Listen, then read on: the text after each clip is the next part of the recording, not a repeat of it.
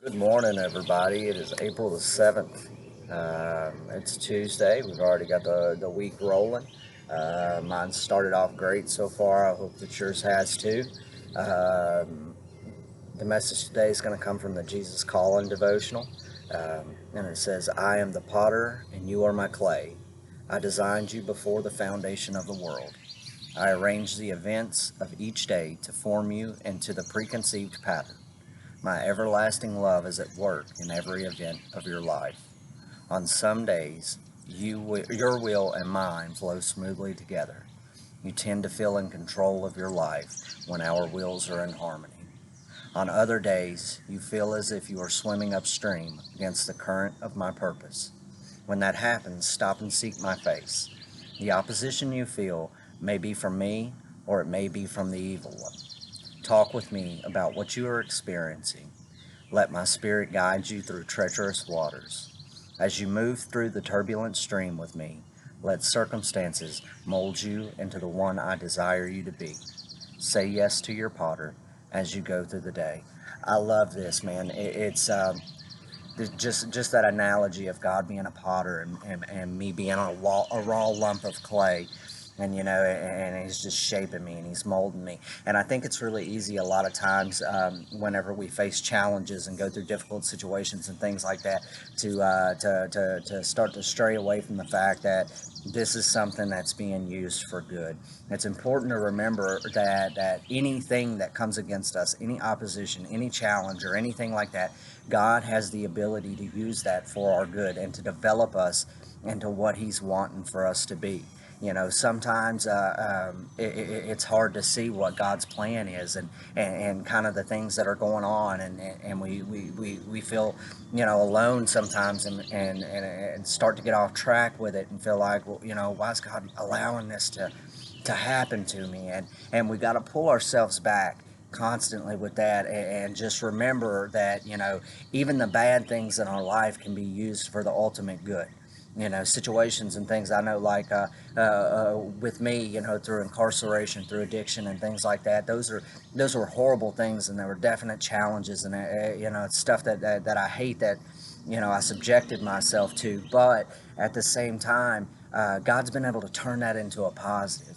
I get the opportunity now to give back, and to be useful to people that are going through that same thing, and it's an amazing feeling, and just knowing that God can take all of that bad and turn it into something good, and to be able to give me that fulfillment and that purpose and things like that we seek. It's been an awesome experience. We gotta realize that not all challenges in our life come from God. Not everything that we're going through was ordained by God, to develop us. It can be used for that. When you have the creator of the universe on your side, and fighting your battles and in your corner, man, even the bad stuff that the enemy throws at us can be used for good. And I don't want you to forget that, and stay vigilant of that fact, and just keep firing away and keep seeking God. In Exodus, he said, I will send an angel before you to guard you on your way and to bring you to the place that I have prepared. He's got our backs. The things that we're going through, we're not on our own. We're never on our own. God is right there with us, and He's pushing us forward, and He's there to protect us. Even when everything bad that happened to Job, God had to allow that before it would happen, and it wouldn't break him. He just stood faith. It was stood in faith, and he stood strong, and that's so inspiring to me. I can get on a pity party real quick when things start going bad, personally, and kind of get myself off track. And I just got to keep remembering that God is with me, even these hard times, even these challenges, the situation that's going on right now, in the world with this virus and stuff like that. Find a positive in it. Look for the good things. If you're not working right now, you got extra time on your hands. What better way to spend that time than to seek God? Have you had that feeling on the inside that I'd like to get back into Scripture? I'd like to get into the Word. I'd maybe like to, start reading a devotional, or reading a book or something like that, and just follow through with those things. You know, everything that's going on in society right now, it's not good. Don't get me wrong.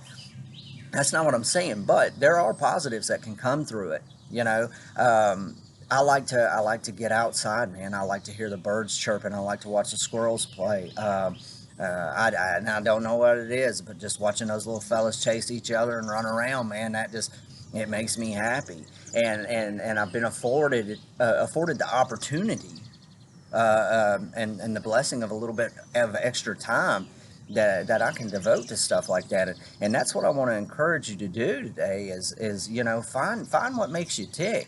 Find something that makes you happy. Do those things right now at this time when you've got the time that you've been wanting to do earlier. Develop these good habits, develop these good, routines, and get those things into motions. So we can either look at this like a big catastrophic event or anything like that, or you can try to find the positive in it.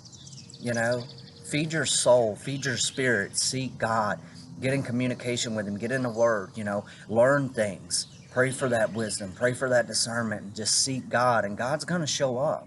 He's already there. It's not like He steps away and He's like, all right, go do you for a while. He's right there, omnipresent. He's with us, and He wants nothing more than a growing and intimate relationship with all of His children. So as you go through the day to day, seek God, slow down. We live in such a fast-paced world, and the brakes have got pumped. We're not going out and eating. We're not going out to the movies. We're not going to concerts and sporting events and things like that. March Madness got canceled, and everybody was in a big ruckus. I don't like basketball. I can't stand to listen to all the squeaking and stuff like that. It drives me nuts. But a lot of people were affected by that, and so all of that time that they would have been devoted to watching games and stuff like seek God. You know, prioritize your stuff. What's more important?